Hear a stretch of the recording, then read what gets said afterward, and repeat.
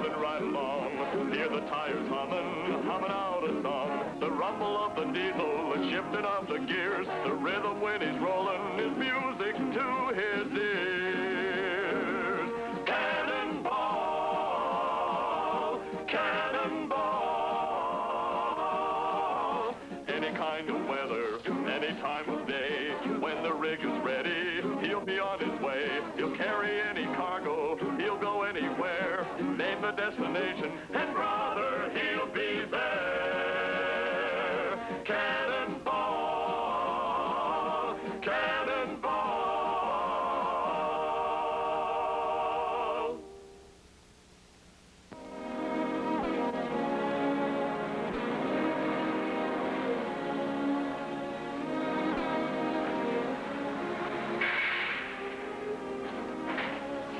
What happened to you? I slept late. You went to bed the same time I did. Yeah, but I didn't get any sleep. The guy we saw in the movie kept me up all night. Oh, that's a new one. No, the bad guy looked just like Orrin. Began to dislike him so much I just couldn't sleep. Man, are we going to have a good trip today?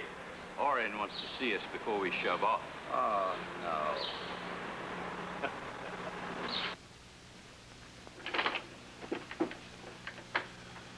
Mike Malone and Jerry Austin, a votre service. Vous n'êtes pas le seul qui parle français ici. You're driving up number 14 empty to Old Sound. Number 14? That's the one with the bum line. Harry ran short of parts. We're both short of empties, so that's it. Why is it that Mike and I always pick the lemons? I pick the lemons. You're picking up a load of dried fish. Fish? Oh, aren't we the lucky ones? You're driving up there empty, so there's no great big rush. But let me tell you this. It's still a generous 6-hour run up there and 4 back to Toronto. And if old 14 poops out, Mike and I'll push it up and back by hand. Another thing. Everything over 8 tons is being detoured off Highway 6 at Mount Forest. We read about it in the morning papers. 3 days of cloudbursts. The road back to Durham is tricky, so watch it. And one more thing. Just one more. You'll be taking up a passenger all the way. Butler's orders. The new supply parts, Manfred. Why do we take him all the way to the Sound? Butler's idea. Wants him to know the route, the trucks, the personnel. He's starting out bad meeting you guys. What happened to Sam Neill in parts? Company retired him. He got a pension. He didn't want a pension. He wanted to work. You fight it out with Butler. Your passenger's name is Ben Handley. Butler makes it sound important. So talk nice to him. He might know somebody. Now, look here, Orrin. Taking any fuel line trouble into account, and with that detour, it's still a generous 6-hour run. Did you hear what he said? What, 6 hours? You know what I mean, Mike. Sam Neill? He's a sick guy. They need a replacement. He's been out for a week. Nobody knows where anything is. You know what happens?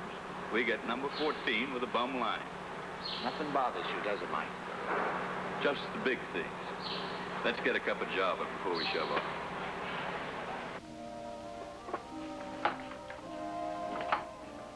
And another thing. Why do we have to nursemaid the relatives? We always get the chicken detail, Mike. Jerry, let's have a cup of coffee. Breakfast, boys? We got a new chef this morning. Just coffee for me. How about the Romeo of the road? See, even Gertrude's against me. I was never for you, Sonny. Were it hot enough to burn his mouth, maybe it'll shut him up. Him? Never. Jerry, what's wrong with giving a new man a lift? Well, nothing. But I heard about Sam Neill, too, and I sent Frank Shea over for that parts job. It's the perfect setup for a paraplegic. You know what a job like that would do for Frank. What happens?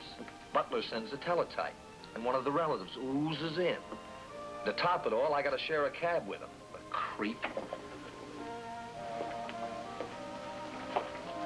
You must be Malone in Austin. My name's Ben Handley. I'm not a relative, young man, and I don't know what a creep is, but I'm your passenger. As I see it, there's nothing our friend can do about it. It's all a part of growing up. I'll wait for you near the truck.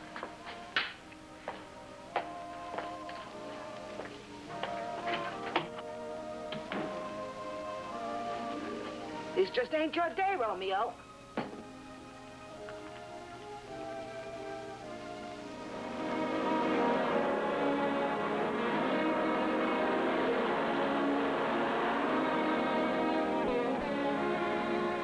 Are we getting an official reception at the other end? We just might. We've never been tucked into Betty by like that. Hold it, Jerry. Look, I don't know my job to anybody. I got it the hard way. Mr. Handley's not interested in the story of your life. But he sure loused up someone else's. Will you be quiet? Look, I don't know what's eating you. I didn't ask to ride with you. I was told to. I'm generally choosy about my traveling companions, but in this case, I had no choice, so why don't you do as I do and make the best of a very bad situation?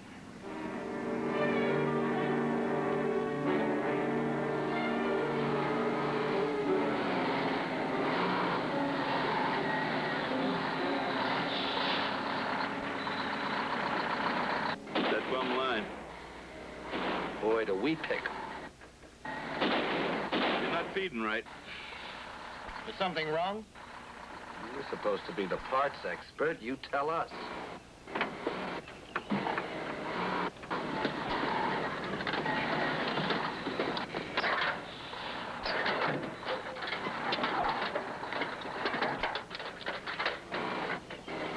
Turn off the motor. How? What did he say?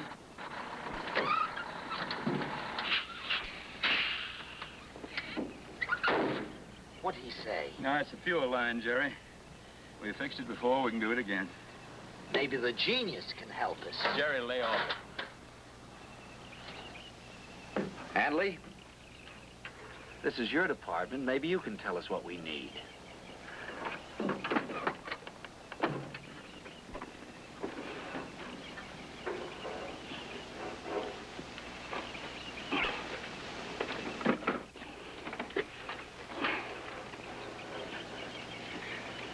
Well, what do we need? I haven't the remotest idea. I got it. This fuel filter line's cracked. There's no fuel getting to the injector. Give me a spanner. Spanner? I'll get it. Hanley, come in here. Right in here. Now, I'm gonna bend that tubing there over that shaft, and I'll bring it back here to this connection. See that? Now, bring it in tight. Move it up there tight. Here you are. All right, you got it? Close now. Close, man. I'm sorry. I don't know what you're talking about. Jerry.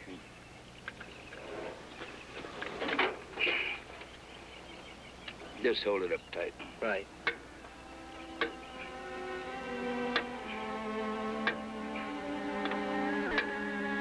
You don't know a diesel from a sewing machine. You're right, Jerry. He's a relative. A parts man yet.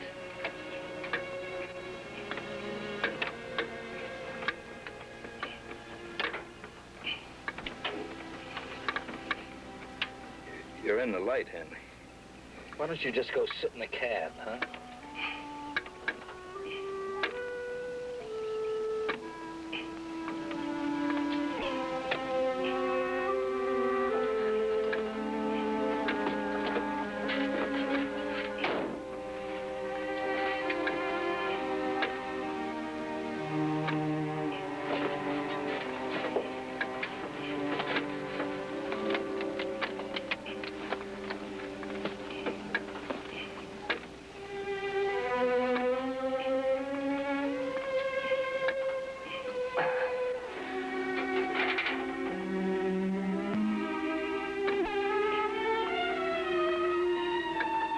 Mike, look. So that's it. That's no skin off your nose. Let's get this done. If I didn't know better, I'd say we had a leaky radiator and we were losing our antifreeze. There's no antifreeze in the radiator. This is July. I can still smell alcohol. You're dreaming. No, he's not dreaming. I had a couple of drinks. So what? So it's against regulations. 10-ton diesels and booze just don't mix. Knock it off, Jerry. I'm a passenger. I can do as I please. Passenger my foot. You're an employee of the company. You're going to Toronto as a parts man. Let me tell you something, mister. My life depends on your seeing to it that these trucks get the proper parts. I'm not risking my life on someone who's going to start bending his elbow at 2 o'clock in the afternoon. That's enough, Jerry. No. He's right, and Harry Butler's wrong. I'm not a parts man. I don't know anything about truck parts. Butler's an old friend of the family. He's giving me a chance to snap out of it. Well, it won't work. I told him it won't. It's been too long now. I can't make it. You might as well stop and let me off. I'll let you out in Toronto, right in front of Harry Butler's office. What's the use? I can't lick it. I can't do anything in moderation anymore. It's a farce for me to be handling truck parts. There's only one thing I really know, or did know, and that's gone and buried. Why don't you try to sleep it off? We've still got a long haul to make. Sleep it off. That's all I ever do. Bring it on and sleep it off. No, you're right. Shakespeare said it. Oh, sleep. Oh, gentle sleep. Nature's soft nurse. How have I frighted thee, that thou no more wilt weigh my eyelids down and steep my senses in forgetfulness.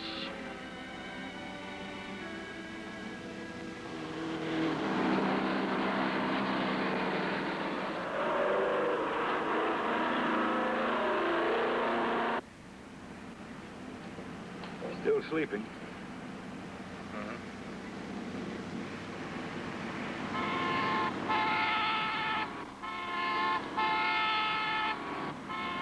First call we've seen since we left Mount Forest.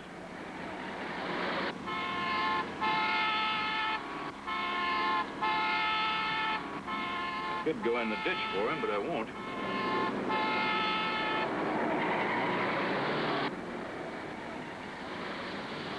There goes a guy who doesn't care.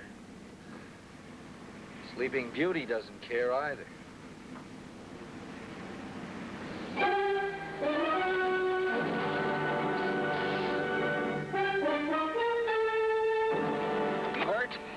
My leg. I'm okay. Going to see about him. Should have worried about that before this happened. Jared! Take care of you in a minute. This fellow's out cold. That speed demon in the convertible caused this whole thing. He's all right, though. We better move him out of here.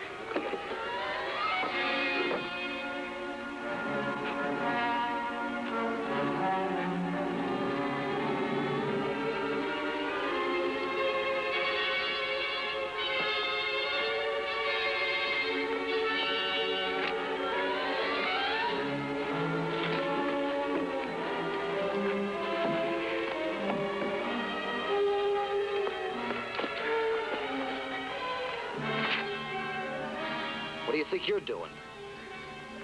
Help me get this man on level ground. In the back of the truck. Well, do as I say. I don't think we should move him again. Of course we can move him. He's dead.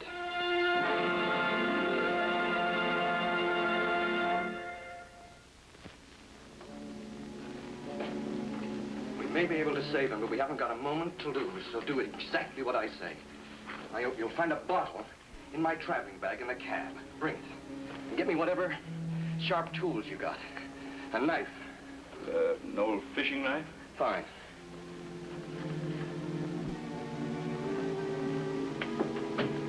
What are you going to do?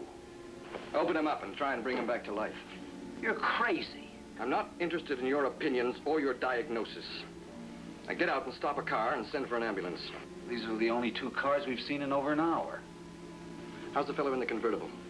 Hurt his knee, says it's okay. Might be hurt internally, though.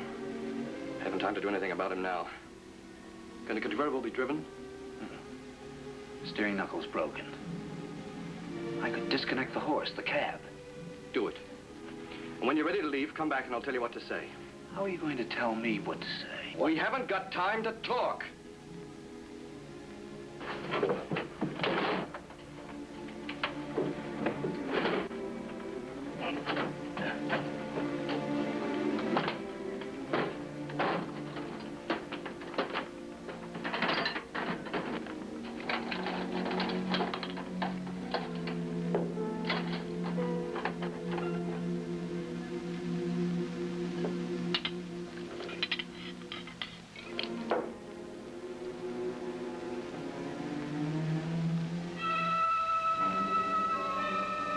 You gonna cut him open?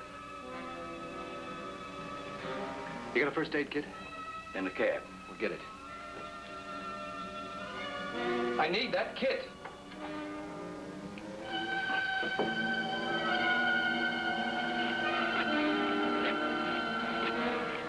Trouble? Pin's frozen. I'll be with you in a minute. Jerry, would you believe it? Him, I mean. Yeah, how about that?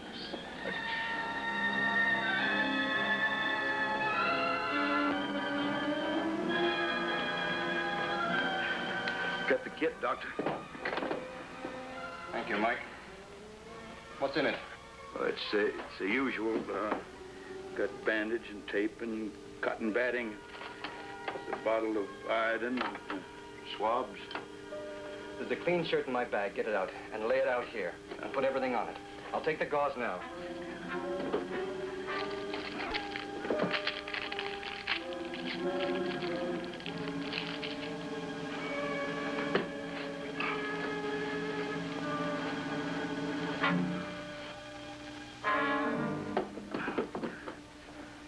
Look, if you got something strong enough for cutting, this knife won't do.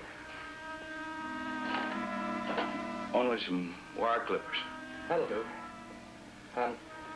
Wipe it off. Douse it with this.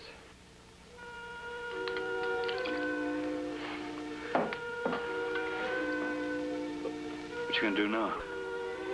I'm gonna snap a rib so I can get my hand in there.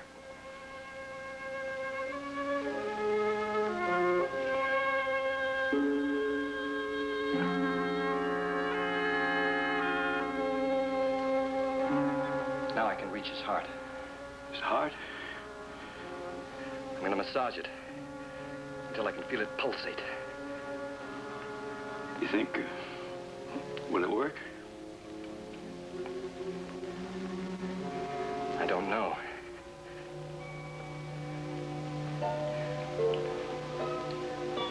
How's Jerry doing? If you don't need me here, I think I'll go out and give him a hand. Go ahead.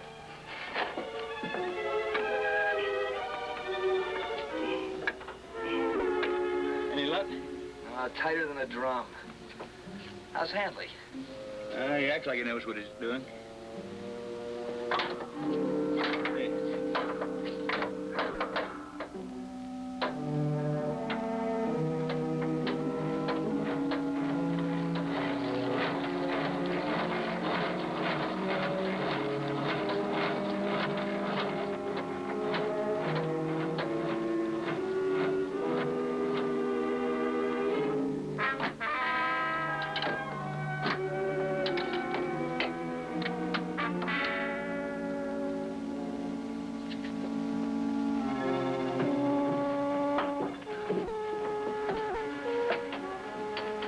Pulsating a little.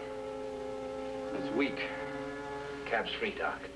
We'll get to the nearest telephone and get an ambulance out here. Tell him about the fellow in the convertible. And then tell him you need oxygen, suture sets, adrenaline, dressing, calcium chloride, and a heart defibrillator. You got that? Let's see. Oxygen, dressings, adrenaline, calcium chloride, and a heart defibrillator. Defibrillator. Well, if you're close, they'll know what you mean. And suture sets, that's important. defibrillator, and suture sets.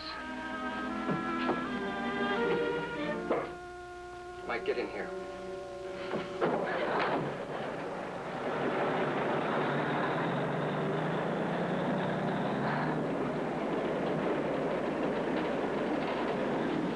I can feel a little pulsation. It's gotta be a lot more.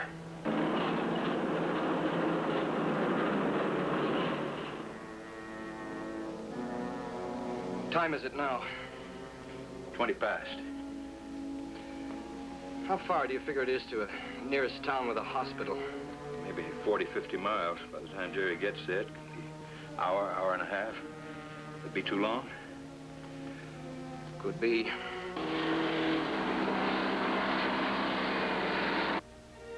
How long can you keep him alive like this? 2 hours, maybe.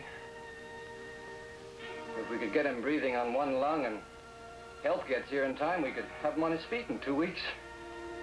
Weak as a cat, but he'd be alive. Ben, why'd you ever give this up? Medicine? Nobody wants me. Do you know anything about first aid? A little. We'll move up to his head. Now, take him by the elbows. Yeah. And move him out. In and out. Like a pump. That okay? You're doing fine.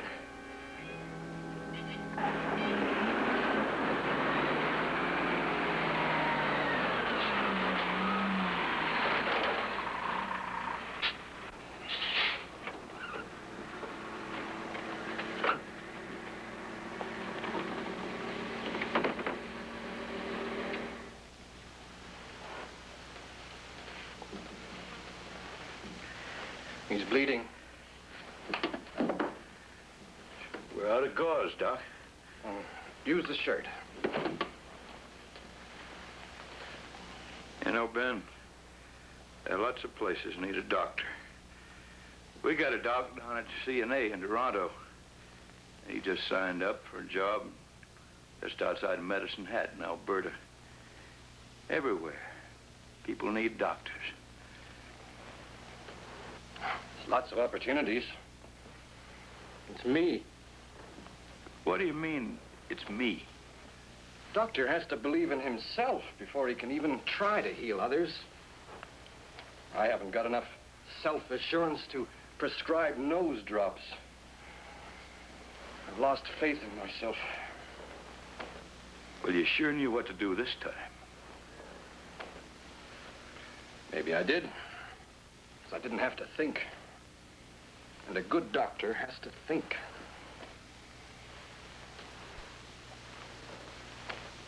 How long has it been? It's over 2 hours. And that speed demon, he ought to get life. All he gets is a sprained ankle. Lucky. Listen.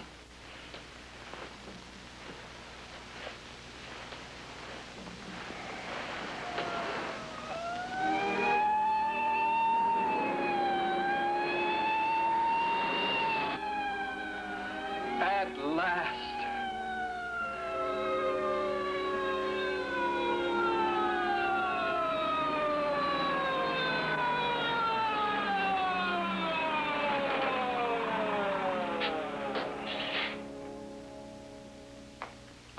Take a couple more minutes, gentlemen. We got nothing but time.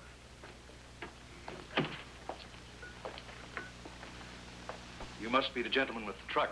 I'm Dr. Merritt from the hospital. Which one? This is Dr. Handley. Oh, doctor.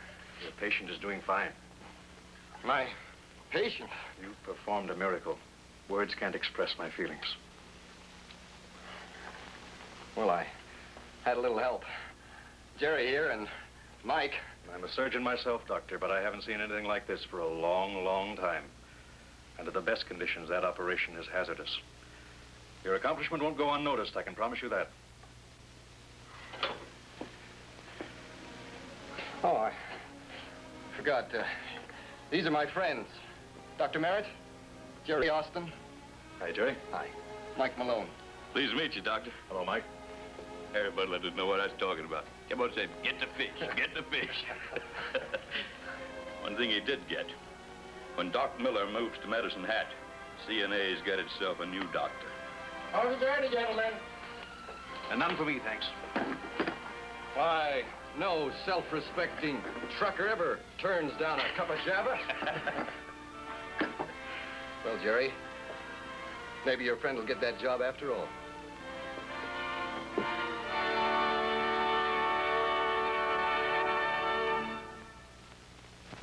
Barreling down the highway, wheeling right along. Hear the tires humming out a song. The rumble of the diesel, the shifting of the gears, the rhythm when he's rolling is music to his ears. Cannonball, cannonball.